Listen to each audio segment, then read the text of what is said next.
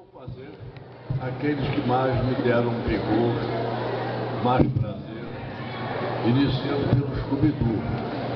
Ó, que você sabe da vida, hein? Muita coisa, eu também. É cada cachorrona.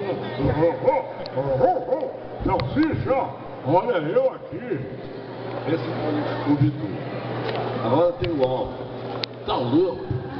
Eu estou aqui para dar qualquer explicação sobre o assunto.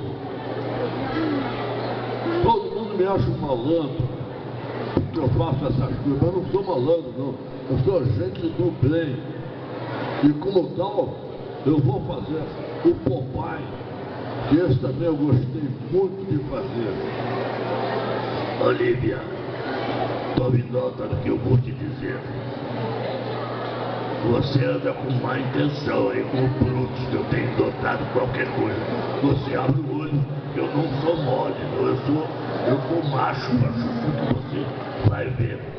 Scooby-Doo pra um, Alfa pra outro, e pra você.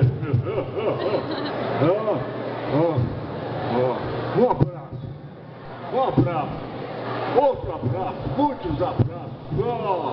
E é o que eu posso te dizer. Tá louco?